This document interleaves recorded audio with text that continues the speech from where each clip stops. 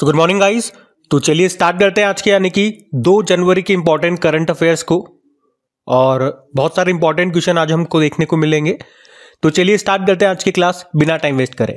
तो सबसे इंपॉर्टेंट प्रश्न तो ये रहा आपके सामने कि अभी हाल ही में किसने 78वीं यानी कि 78 नंबर की संतोष ट्रॉफी 2024-25 का खिताब जीत लिया है। तो इसका सही उत्तर होगा पश्चिम बंगाल ने। और सबसे पहले तो ये याद रखो कि संतोष ट्रॉफी का संबंध किससे है? फुटबॉल से है, क्योंकि कप्स एंड ट्रॉफीज पे भी प्रश्न बन जाते हैं। मैं आपको शो भी करता हूं। देखो, इस तरह का प्रश्न आपके एग्जाम में पूछा गया था, एसएससी जेई के एग्जाम में आया था। ये देखो पूछा हुआ है संतोष ट्रॉफी का संबंध किससे है, तो क्या आंसर होगा? फुटबॉल से। चलो फिर से प्रश्न पे आते हैं। तो संतोष ट्रॉफी 2024-25 का ये संस्करण था। कौन सा एडिशन है, कौन से नंबर का है? 78 नंबर का है। और इसका जो फाइनल हुआ कहाँ पे खेला गया? तेलंगाना के हैदराबाद में जो जीएमसी बाल योगी स्टेडियम है। किसने जीता? पश्चिम बंगाल ने जीता। पश्चिम बंगाल का ये 33वां खिताब है, 33rd नंबर का टाइटल है, 33 बार ये जीत चुका है। अभी पश्चिम बंगाल ने किसे हराया? केरल को हराया है। तो संतोष ट्रॉफी ये अखिल भारतीय फुटबॉल महासंघ के द्वारा आयोजित भारत में सीनियर पुरुषों के लिए एक प्रमुख घरेलू राज्य स्तरीय फुटबॉल प्रतियोगिता है। इसमें जो विजेता टीम होती है उससे संतोष ट्रॉफी और 5 लाख रुपए मिलते हैं। और जो उप विजेता टीम होती है, जो रनर अप होती है, उसे 3 लाख रुपए और कमल गुप्ता ट्रॉफी मिलती है। ये पॉइंट भी ध्यान रख लेना, पूछा जा सकता है। देखो, संतोष ट्रॉफी की अगर हम बात करते हैं तो इसकी शुरुआत यानी कि पहला संस्करण कब खेला गया था? 1941-42 में। और उसको भी पश्चिम बंगाल ने ही जीता था, दिल्ली को हराया था उस वक्त। तो ये हमने संतोष ट्रॉफी की बात कर ली है, जो कि एक फुटबॉल टूर्नामेंट है। तो चलो एक काम करते हैं, 2024 में फुटबॉल से संबंधित जितने भी आपके इंपॉर्टेंट टूर्नामेंट हुए या जितने भी प्रश्न बने, वो सारे यहाँ पे एक साथ में आपको रिवाइज करवाता हूँ। देखो फिर, अभी आपको याद होगा डूरंड कप जो 2024 में हुआ, 133वां संस्करण था, जीता है गुवाहाटी के north east United football club ने मोहन बागान को हराया था। ये प्रश्न अभी एमटीएस एग्जाम में पूछा गया था, इसीलिए मैंने कहा संतोष ट्रॉफी वाला भी इंपॉर्टेंट है। और अंडर 17 वुमेन्स वर्ल्ड कप 2024 जो कि डोमिनिकन रिपब्लिक में हुआ था, ये हमारे लिए इसलिए क्योंकि अभी इसके लिए सहायक रेफरी के रूप में मेघालय की री ओह लंगधर को चुना गया था। और 48 नंबर का कोपा अमेरिका जो हुआ, अर्जेंटीना ने जीता, कोलंबिया को हराया। यूईएफए यूरोपीय फुटबॉल चैंपियनशिप यानी कि आप यूरो कप कहते हो, अभी 17वां संस्करण हुआ, स्पेन ने जीता, इंग्लैंड को हराया। वर्ल्ड फुटबॉल डे याद रखना, पहली बार मनाना शुरू किया 25 मई को। और 2023-24 का यूईएफए चैंपियंस लीग को रियल मैड्रिड ने जीता है। एएफसी वुमेन्स एशिया कप 2029 ये होंगे उज्बेकिस्तान में, पहला सेंट्रल एशियन कंट्री होगा जो इसे होस्ट करेगा। और 2026 वाले ऑस्ट्रेलिया में होंगे। फीफा वुमेन्स वर्ल्ड कप 2027 वाले ब्राजील में होंगे। ये प्रश्न बिहार पुलिस एग्जाम में आया। और इंडियन सुपर लीग 2023-24 का खिताब मुंबई सिटी फुटबॉल क्लब ने जीता, मोहन बागान को हराया। और संतोष ट्रॉफी 2023-24 वाला संस्करण यानी कि लास्ट वाला 77 नंबर का एडिशन, पिछला वाला, वो सर्विसेज ने जीता था, गोवा को हराया था। और आज वाला हमने देखा ये पश्चिम बंगाल ने जीत लिया। अब आप देख सकते हो जो रेगुलर स्टूडेंट्स हैं और जो नए स्टूडेंट्स हैं कि पुरानी वाली संतोष ट्रॉफी जब हुई थी तब से लेकर के अभी तक ये प्रश्न मैं आपको रिवाइज कराता आ रहा हूँ जब भी फुटबॉल की हम बात करते हैं। तो इसी तरह से सारे इंपॉर्टेंट क्वेश्चन आपको रिविजन पे यहाँ पे मिलेंगे। अगला देखो, south Asian football federation under 19 football championship 2024, इसमें विजेता भारत और बांग्लादेश रहा था। Under 20 SAFF mains football championship 2024 जो नेपाल में हुआ, बांग्लादेश ने जीता, नेपाल को हराया। Men's AFC under 23 Asian cup Japan ने जीता, उज्बेकिस्तान को हराया। और ऑल इंडिया फुटबॉल फेडरेशन के हेड बने थे कल्याण चौबे। चौथा इंटर कॉन्टिनेंटल कप पुरुष फुटबॉल प्रतियोगिता को जीता था सीरिया ने। एक नोट यहाँ पे मैंने लगाया है कि 2018 में इंटर कॉन्टिनेंटल कप पुरुष फुटबॉल प्रतियोगिता को नेहरू कप की पे शुरू किया गया था।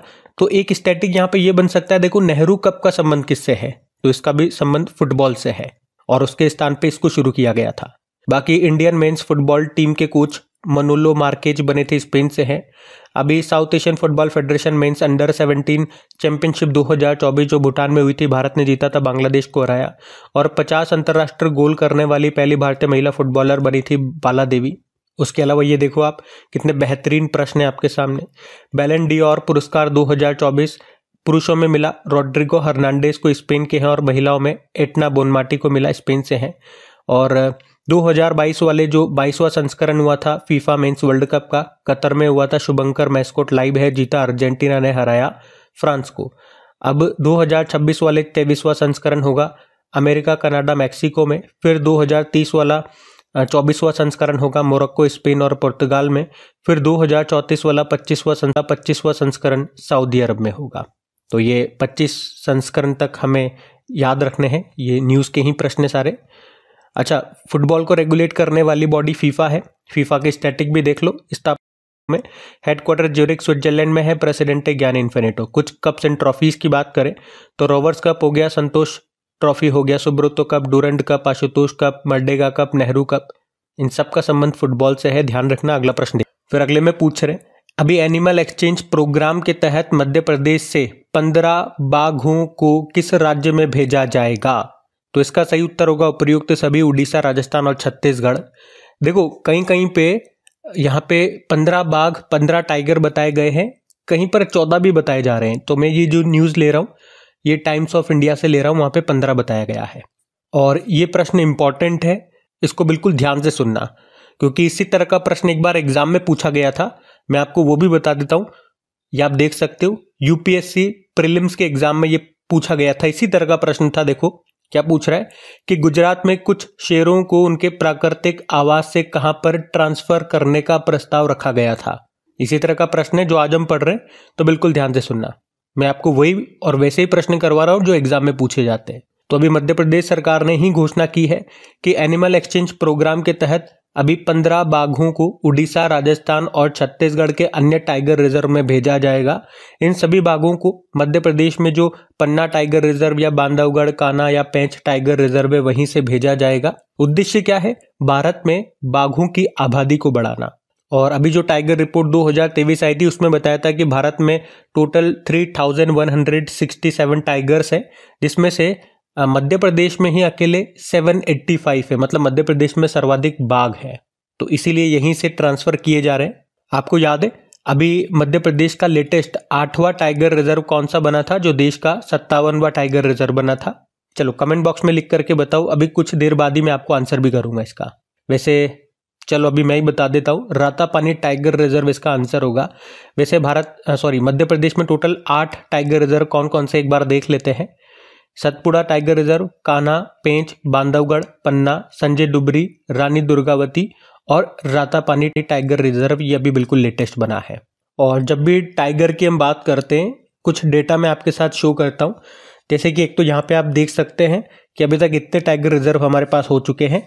57 नंबर का लेटेस्ट बना था रातापानी टाइगर रिजर्व, जो कि हमने देखा मध्य प्रदेश का है, मध्य प्रदेश का 8वां। उससे पहले 56 नंबर का ये गुरु घासीदास तमोर पिंगला टाइगर रिजर्व बना था, ये छत्तीसगढ़ का है। उससे पहले धौलपुर करौली, ये हम पढ़ चुके हैं। देखो हमारे देश का पहला टाइगर रिजर्व कौन सा था? जिम कॉर्बेट टाइगर रिजर्व था। और वर्ल्ड टाइगर डे 29 जुलाई को होता है। प्रोजेक्ट टाइगर आया था 1973 में, tiger man of India Kailash Sankhala कहा जाता है। और बिहार का दूसरा टाइगर बनेगा कैमूर, जो वाइल्ड लाइफ सेंचुरी है वो, यहाँ पे जो पहला है वो वाल्मीकि टाइगर रिजर्व है, याद रखना। अच्छा, इसी तरह से 2-3 प्रश्न मैं आपको बताता हूं जो कि एग्जाम में पूछे गए थे।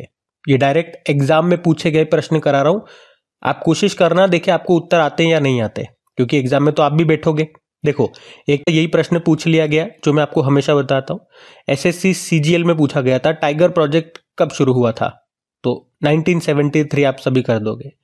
इसी तरह का एक और प्रश्न आया था, एमपीपीएससी के एग्जाम में पूछा गया था कि मध्य प्रदेश के किस टाइगर रिजर्व को यूनेस्को के द्वारा बायोस्फीयर रिजर्व घोषित किया गया था? और ये घोषित किया गया था 2020 में। और पूछा कब जा रहा है? देखो 2022 के एग्जाम में पूछा जा रहा है। तो इसका सही उत्तर क्या होगा? पन्ना टाइगर रिजर्व होगा। और यहाँ पे मैं आपको ये भी बता दूं कि मध्य प्रदेश में पचमढ़ी और अमरकंटक के बाद ये इस सूची में शामिल होने वाला तीसरा स्थान है। मतलब यूनेस्को की बायोस्फीयर रिजर्व की सूची में शामिल होने वाला मध्य प्रदेश से तीसरा स्थान था ये। तो इस तरह के प्रश्न आते हैं एग्जाम में। इसका मतलब क्या हो गया? आज जो हमने प्रश्न पढ़ाए कि मध्य प्रदेश से कितने बाघ और कहां पर ट्रांसफर होंगे, ये प्रश्न भी इंपॉर्टेंट रहेगा, तो ध्यान में रखना। अगला प्रश्न हम देखते हैं। फिर अगले प्रश्न में पूछ रहे हैं कि हाल ही में दुनिया की सबसे तेज 400 किलोमीटर प्रति घंटे की रफ्तार से चलने वाली हाई स्पीड ट्रेन का प्रोटोटाइप CR450 को अभी किसने लॉन्च किया है? तो आंसर होगा चाइना ने। तो अभी चाइना ने अपनी अगली पीढ़ी नेक्स्ट जनरेशन की high speed bullet train CR450 का प्रोटोटाइप अभी लॉन्च किया है। अच्छा, पहले आप ये समझो कि ये प्रोटोटाइप का मतलब क्या हो गया। तो देखो, ये किसी भी उत्पाद का, किसी भी प्रोडक्ट का एक प्रारंभिक मॉडल होता है या नमूना होता है। तो इसके जरिए हम उत्पाद की डिजाइन या उसकी कार्यक्षमता की जांच करते हैं। मतलब ये फाइनल प्रोडक्ट नहीं होता। फाइनल प्रोडक्ट बनने से पहले हम इसे तैयार करते हैं ताकि इसकी जांच कर सकें और यूजर्स से हम प्रतिक्रिया ले सकें कि भैया देख लो किस तरह का मॉडल है, पसंद आया नहीं आया। इसमें चेंज होकर के फिर फाइनल प्रोडक्ट आएगा। बात आपको समझ में आ गया?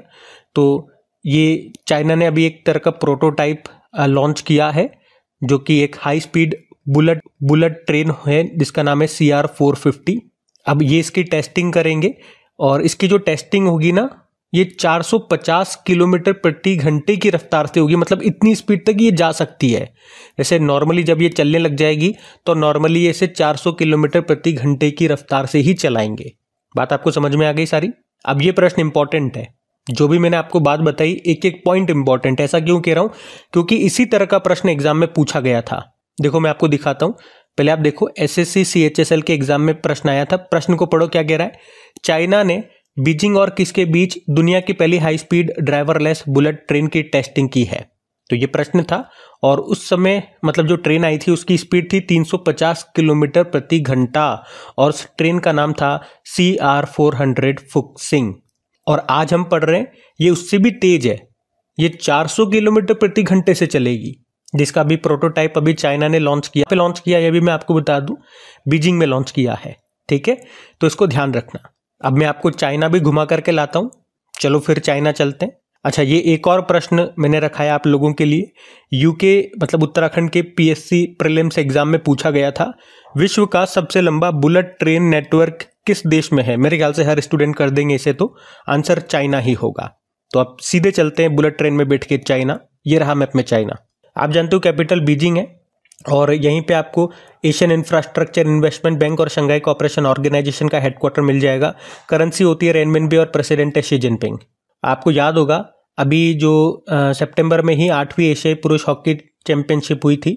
कहाँ पे? चीन के हुलनबुर में, जिसको भारत ने जीता था, चाइना को हराया था।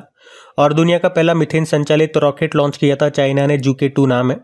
और चीन ने कहा कि 2025 में गोबी डेजर्ट में वो दुनिया का पहला thorium molten salt nuclear power station शुरू करेगा।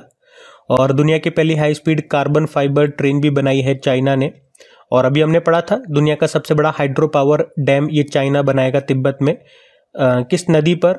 ये यारलुंग जांगबो या तसांगपो नदी पर, जिसे हम ब्रह्मपुत्र के नाम से जानते हैं यहाँ पे।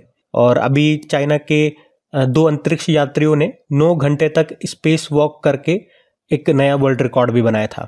तो ध्यान रखना ये सारे पॉइंट्स। अगला प्रश्न देखते हैं। फिर अगले में पूछ रहे, अभी हाल ही में 18वां हाथी एवं पर्यटन महोत्सव का आयोजन ये किस देश में किया गया? तो आंसर हो जाएगा इसका नेपाल में।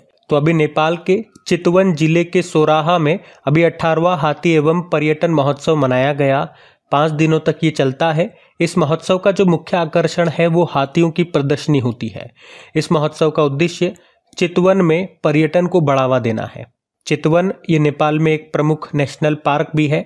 इस नाम से वहाँ पे एक नेशनल पार्क है और ये हाथियों के लिए एक आदर्श आवास है। अच्छा, इसके अलावा एक और पॉइंट मैं आपको यहाँ पे बता दूं नेपाल से ही। इसे मैं अलग प्रश्न करके नहीं बता रहा हूँ, यहीं बता रहा हूँ, तो इम्पॉर्टेंट है ये भी। अभी नेपाल में ही तामू लोसार महोत्सव भी मनाया गया और इसे वहाँ पे नए साल के रूप में मनाते हैं। वहाँ पे एक समुदाय है गुरुंग समुदाय, उसके द्वारा इसको मनाया जाता है। और वैसे मैं बता दूं भारत में भी सिक्किम राज्य में इस महोत्सव को मनाया जाता है। ये भी आप ध्यान रखना, ये महत्वपूर्ण है क्योंकि इसी पे एक बार एग्जाम में प्रश्न पूछा गया था। ये देखो प्रश्न आपके सामने है। SSC CHSL में देखो प्रश्न पढ़ो, प्रश्न क्या पूछ रहा है। प्रश्न तो ये पूछ रहा है कि ये जो तामू लोसार महोत्सव है किस समुदाय के द्वारा मनाया जाता है। जो हमने देख लिया अभी, किसके द्वारा? गुरुंग समुदाय के द्वारा मनाया जाता है। लेकिन प्रश्न में अगर आप पढ़ोगे, एग्जामिनर ने जो दिया, सिक्किम के किस समुदाय ने, मतलब ये त्योहार सिक्किम में मनाया जाता है। तो इसका मतलब हम क्या कह सकते हैं, ये जो समुदाय है जिसके द्वारा ये महोत्सव मनाया जाता है ये नेपाल में भी पाए जाते हैं और भारत में भी पाए जाते हैं। भारत में मैंने आपको कहा सिक्किम वगैरह में ये पाए जाते हैं। तो याद रखना किसके द्वारा मनाया जाता है और कौन सा महोत्सव है। अच्छा, यहाँ पे नेपाल की बात हुई है। अच्छा, नेपाल को हम कई बार मैं आपको रिवाइज करा चुका हूँ, तो आज एक काम करता हूँ, हाथियों से ही संबंधित कुछ प्रश्न मैं आपको बताता हूँ। देखो जरा, और उससे पहले ये एक और प्रश्न मैंने आप लोगों के लिए रखा है। SSC MTS एग्जाम में पूछा गया था, इसका उत्तर मैं नहीं दूंगा, आप देने की कोशिश करना, कि राजस्थान के किस जिले में हाथी महोत्सव मनाया जाता है। एक ये प्रश्न है आपके लिए। चलो इसका तो उत्तर मैं कर देता हूँ, जयपुर में मनाया जाता है, याद रखना। और एक और प्रश्न है आप लोगों के लिए, ये होमवर्क प्रश्न रहेगा, अब इसका उत्तर आप ही करेंगे। SSC GD एग्जाम में आया था, दशाईन ये कहाँ का त्योहार है, कहाँ मनाया जाता है। बाकी आ जाओ, अभी हाथियों से संबंधित कुछ प्रश्न आपको कराऊंगा। प्रोजेक्ट एलिफेंट याद रखना, जिस तरह से प्रोजेक्ट टाइगर पूछा गया एग्जाम में, ये भी पूछा जा सकता है 1992।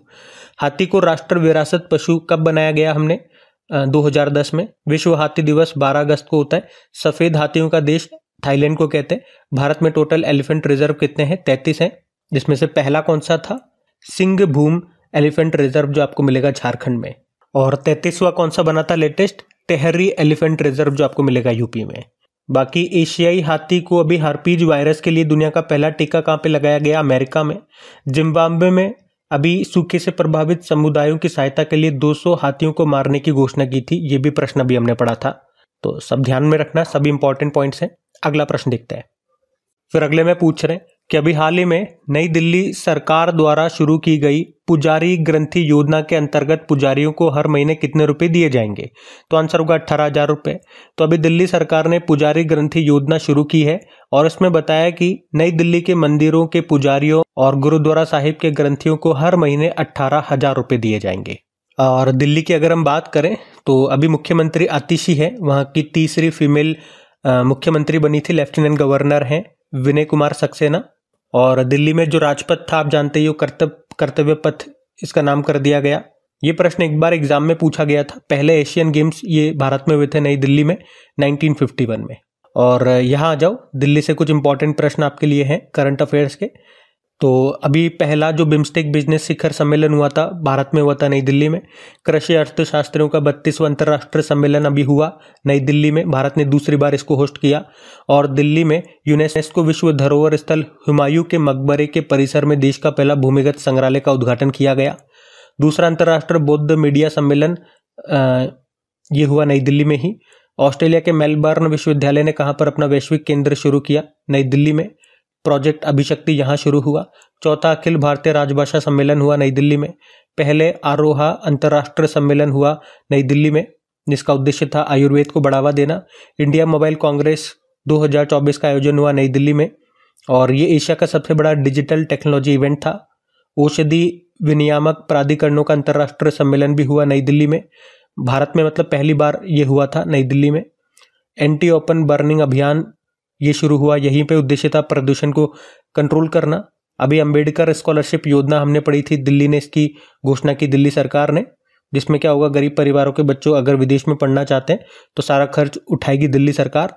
संजीवनी योजना इन्होंने शुरू की थी, बुजुर्गों को कहा था कि भैया प्राइवेट हो या सरकारी सभी अस्पतालों में फ्री में इलाज होगा। और महिला सम्मान योजना शुरू की, महिलाओं को हर महीने 1,000 रुपये देंगे ये। तो इन सब कारण से दिल्ली न्यूज में था, ध्यान में रखना। अगला प्रश्न देखते हैं। फिर अगले प्रश्न में पूछ रहे कि अभी हाल ही में केंद्र सरकार ने किस राज्य के भूस्खलन को गंभीर प्रकृति की आपदा घोषित किया है, तो आंसर होगा केरल।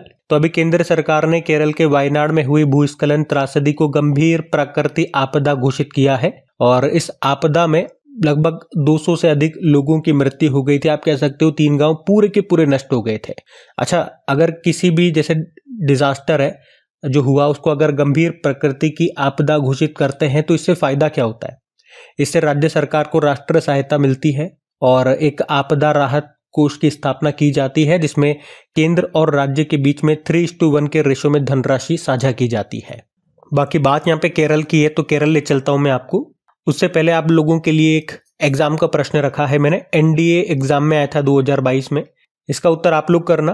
क्या है प्रश्न, लैंडस्लाइड जो भूस्खलन है उसके बारे में कौन सा कथन सही है कौन सा नहीं है, इस तरह का प्रश्न है। ऑप्शंस आपके सामने है, बताइए। और इसका आंसर एक काम करूंगा, मैं टेलीग्राम पे पोस्ट कर दूंगा ये क्वेश्चन के साथ, वहां पर भी डाल दूंगा और इसका आंसर भी वहां पे डाल दूंगा। तो पहले आप लोग ट्राई कर लो अपनी तरफ से और फिर वहाँ आंसर देख करके चेक कर लेना कि आपका आंसर सही है या नहीं है।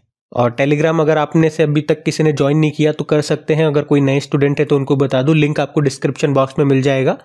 टेलीग्राम के फायदे क्या होते हैं, एक तो फ्री में ज्वाइन कर सकते हो, और जिनको भी नोटिफिकेशन नहीं मिलता, अगर आपने पहले तो देख लो यूट्यूब पे अपने क्रिक एग्जाम चैनल को सब्सक्राइब नहीं किया तो सब्सक्राइब कर लेना और बेल आइकन को प्रेस कर लेना ताकि वीडियोस की नोटिफिकेशन आपको मिल सके। फिर भी किसी किसी को नहीं मिल पाते तो टेलीग्राम में सारे वीडियोस अपलोड होते हैं, वहां से आपको डेफिनेटली नोटिफिकेशन मिल जाएगा। दूसरा फायदा ये होता है, ये जो भी हम पढ़ रहे हैं, जो भी क्वेश्चन, जो भी रिवीजन शीट बता रहा हूँ, हर कुछ जो मैं आपको यहाँ पे लिखित में बता रहा हूँ वो सब आपको पीडीएफ में मिल जाता है। डिटेल्ड पीडीएफ मिलती है। कहाँ पे? अपने टेलीग्राम पे मिल जाएगी। तो टेलीग्राम को ज्वाइन करके रख लेना, लिंक डिस्क्रिप्शन बॉक्स। बाकी एक छोटी सी रिक्वेस्ट रहेगी मेरी तरफ से, वीडियो पसंद आता है तो प्लीज वीडियोस को लाइक जरूर करना, अपने दोस्तों के साथ में स्टडी ग्रुप में एक बार शेयर जरूर कर देना। अगर आपको सेशन अच्छा लग रहा है, मेरी मेहनत अच्छी लग रही है, तो इन वीडियोस को मुझे सपोर्ट जरूर करना। चलो इसी बात पे आपको केरल घुमा के लाता हूँ। ये रहा मैप में केरला। कैपिटल तिरुवनंतपुरम हो गई, मुख्यमंत्री पिनाराई विजयन और गवर्नर है राजेंद्र विश्वनाथ अर्लेकर। राजकीय पशु हाथी है, पक्षी है ग्रेट हॉर्नबिल, पुष्प है कोन्नी कोन्ना, वृक्ष है नारियल, फल है कटहल जैक फ्रूट, मछली है ग्रीन क्रोमाइट। और कुछ नेशनल पार्क्स देखें, साइलेंट वैली नेशनल पार्क हो गया, Periyar national park, Eravikulam national park, Anamudi Shola national park. Idukki dam आपको यहीं पे मिलेगा पेरियार नदी पर। क्लासिकल डांस यहाँ का कथकली भी है, मोहिनीअट्टम भी है। क्लासिकल लैंग्वेज मलयालम हो गई। और कुछ यहाँ के फेस्टिवल्स देखें तो ओणम हो गया, त्रिशूरपुरम फेस्टिवल, अट्टुकल पोंगल हो गया, मक्कर बिलक्कू हो गया, विशु उत्सव हो गया। पहला अंतर्राष्ट्रीय समुद्र तट महोत्सव भी यहीं पे मनाया गया। केरल के समुद्री तट को मालाबार तट बोलते हैं और तमिलनाडु के समुद्री तट को कोरोमंडल तट बोलते हैं। उसके अलावा देखो, अभी नीति आयोग ने जो sustainable development goal India index 2023-24 को जारी किया था, इसमें भारत का स्कोर 71 था। टॉप पे केरल और उत्तराखंड था। आप ही में से एक स्टूडेंट ने मुझे बताया, जैसा कि आप लोग बताते हैं, उनके एग्जाम में ये प्रश्न आया था, वहां पे इंडिया का स्कोर पूछा गया था, तो ये भी ध्यान में रखना। और उसके अलावा राज्य खाद्य सुरक्षा सूचकांक स्टेट फूड सिक्योरिटी इंडेक्स आया, उसमें टॉप पे केरल रहा था। अभी 70वीं नेहरू ट्रॉफी जो एक तरह की बोट रेस है केरल में होती है, पुन्नमदा झील में आयोजित हुई थी। यूनेस्को ने भारत का पहला साहित्य का शहर घोषित किया था कोझिकोड को, प्रश्न एग्जाम में आ चुका है। शहरी शासन सूचकांक अर्बन गवर्नेंस इंडेक्स में टॉप पे केरल रहा। उसके अलावा भारत के पहले सुपर कैपेसिटर संयंत्र का अनावरण किया गया, संयंत्र यानी कि प्लांट का उद्घाटन किया गया केरल के कन्नूर में। भारत के पहले self powered indoor air quality monitor का अनावरण कहाँ पे किया गया था? तिरुवनंतपुरम इंटरनेशनल एयरपोर्ट में। इसका नाम पवन चित्रा है, ये नाम याद रखना, पूछा जा सकता है। उसके अलावा केरल सरकार ने ट्रांसजेंडर समुदाय को रोजगार देने के लिए प्राइड परियोजना शुरू की थी, ये प्रश्न एग्जाम में आया था। ट्रैफिक नियमों के उल्लंघन पर नजर रखने के लिए सिटीजन सेंटिनल ऐप को लॉन्च किया अभी केरल ने, और छत्तीसगढ़ उड़ीसा के बाद ऐसा करने वाला तीसरा राज्य बना। अभी एमटी वासुदेवन नायर के बारे में हमने पढ़ा, मलयालम भाषा के प्रसिद्ध साहित्यकार थे, इनका निधन हो गया। तो केरल से ये पॉइंट्स ध्यान में रखना। अगला प्रश्न देखते हैं। फिर अगले में पूछ रहे, अभी हाल ही में किस भारतीय क्रिकेटर को ICC player of the year 2024 के लिए नॉमिनेट किया गया? तो आंसर होगा जसप्रीत बुमराह। तो भारतीय टीम के तेज गेंदबाज है जसप्रीत बुमराह, और इनको भी ICC player of the year 2024 के लिए नामित किया गया है। और इसके अलावा जसप्रीत बुमराह को ICC test cricketer of the year के अवार्ड के लिए भी नॉमिनेट किया गया। और जसप्रीत बुमराह ही नहीं, इनके अलावा स्मृति मंदाना और अर्शदीप को भी आईसीसी अवार्ड्स 2024 के लिए नॉमिनेट किया गया है। अब नॉमिनेट किया गया है, मिलता है नहीं मिलता, अवार्ड्स की घोषणा होगी जब हमें पता लगेगा। जनवरी 2025 में अवार्ड्स की घोषणा हो जाएगी, तो ध्यान रखना। अगला प्रश्न देखते हैं। फिर अगले में पूछ रहे, अभी चर्चा में रही प्रधानमंत्री Ayushman Bharat health infrastructure mission, ये किस वर्ष शुरू की गई? तो आंसर होगा 2021 में। तो अभी दिल्ली हाई कोर्ट ने केंद्रीय स्वास्थ्य एवं परिवार कल्याण मंत्रालय और दिल्ली सरकार के बीच एक समझौता किया। इसमें क्या हुआ? इसमें दिल्ली में प्रधानमंत्री ये जो Ayushman Bharat health infrastructure mission है, इसको यहाँ पे लागू करने की बात कही गई है, तो इसलिए ये भी चर्चा में थी। कौन सी योजना है? प्रधानमंत्री Ayushman Bharat health infrastructure mission.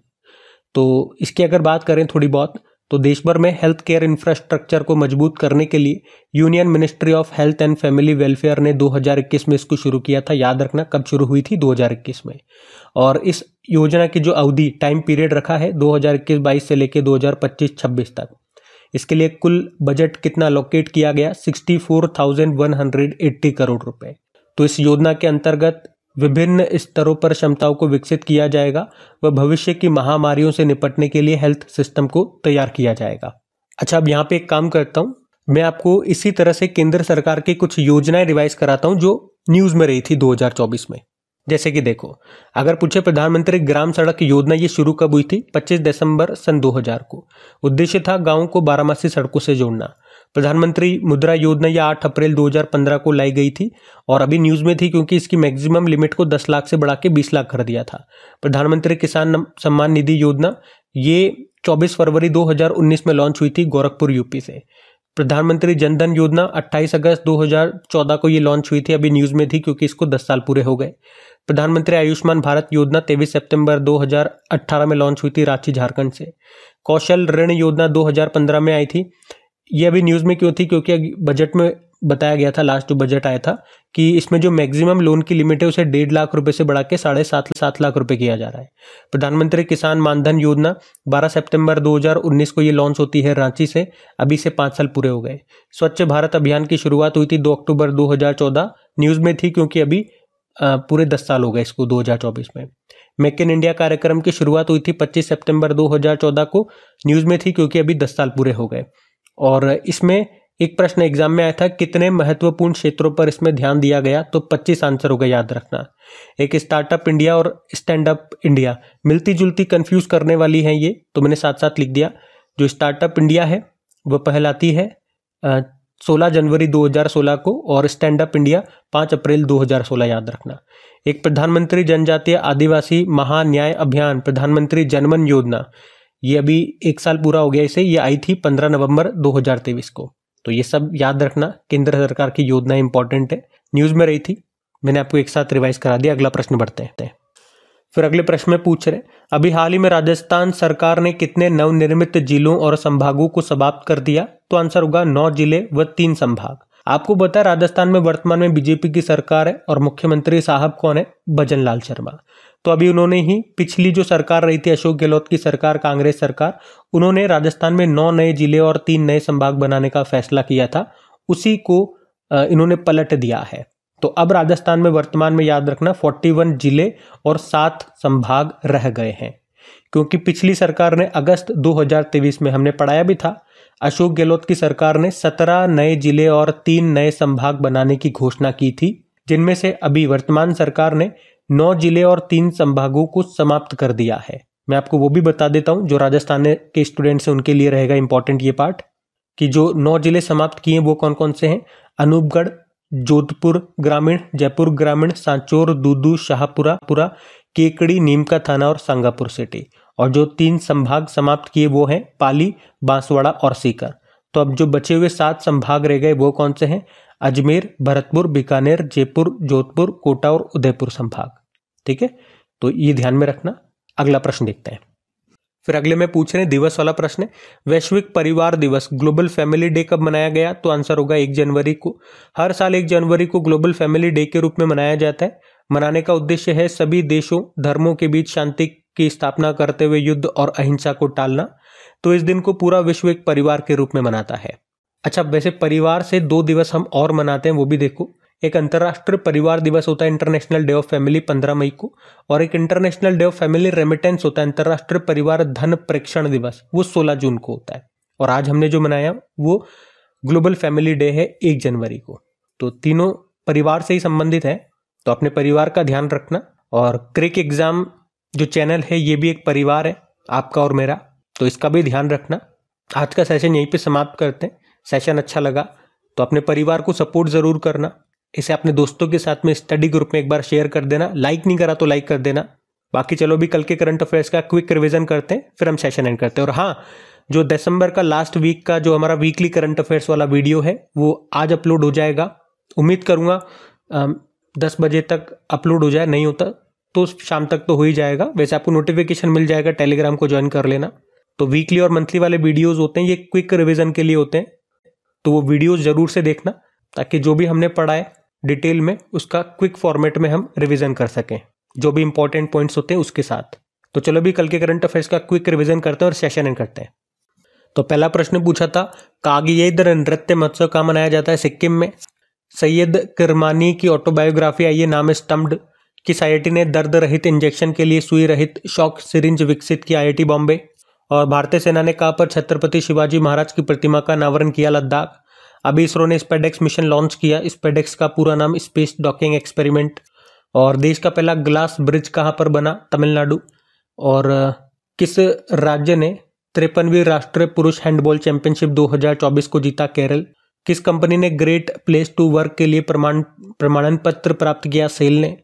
और एक रिपोर्ट आई, उसके अनुसार भारत के सबसे अमीर मुख्यमंत्री चंद्रबाबू नायडू आंध्र प्रदेश के हैं। और आखिरी प्रश्न पूछा, डीबीएस बैंक इंडिया के सीईओ बन गए रजत वर्मा। चलो कल का भी होमवर्क प्रश्न देखते हैं और सेशन एंड करते हैं। तो कल के प्रश्न में पूछा था कि यूपीएससी के नई अध्यक्ष कौन बन गई है, तो आंसर होगा प्रीति सूदन। आप सभी ने प्रश्न का बिल्कुल सही उत्तर दिया। अब ये आज का आपका होमवर्क प्रश्न।